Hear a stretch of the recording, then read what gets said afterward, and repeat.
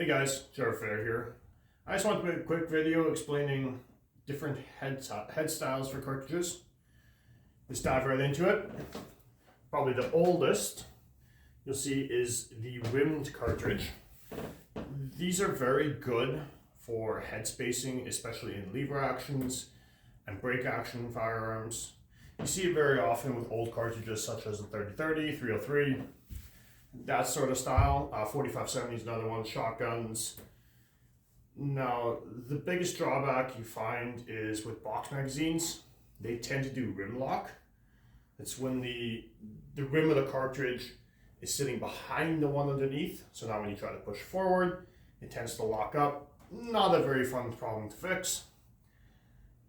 With the next one you'll see would be the rimless. This is by far the most common for centerfire rifles. Stuff like the 308, 270, 30-06, 6.5 Creedmoor, things like that. It tends to get rid of a lot of the problems with feeding from box mags because there is no rim to lock up. One big drawback of them is they are harder to headspace simply because you don't have that big rim in the back. Especially with stuff like brake actions, but it is by far the most common style you see out and about. Another one a lot of you may not have heard of is the rebated rims. This is where the case body is actually wider than the rim. This allows you to take, say you make an action or a bolt face for a 30-06, you can now put a 284 barrel on there and it will work just fine. That way you can have one bolt face with multiple cartridges. The most common ones are 284 or 350 Legend. You don't see a whole lot of these. They're just not a very popular way of doing it.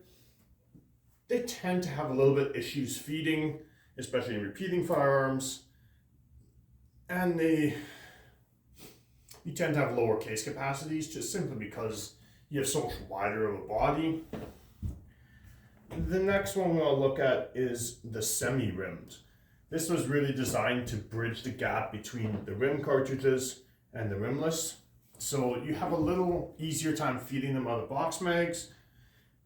They still have that nice rim in the back to headspace off of, but they are still susceptible to rim lock. That's why you don't see a whole lot of them. The most common ones are the 444 Marlin or the 220 Swift. And the last type is the belted magnums. These are stuff like the 300 Win mags or the 7 mags, 300 H&H's.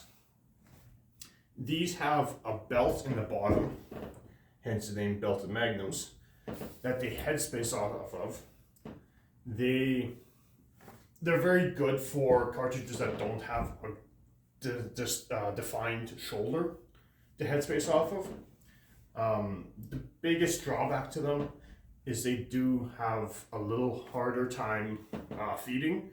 It's not a big problem, but it is something to be aware of, especially in semi-autos.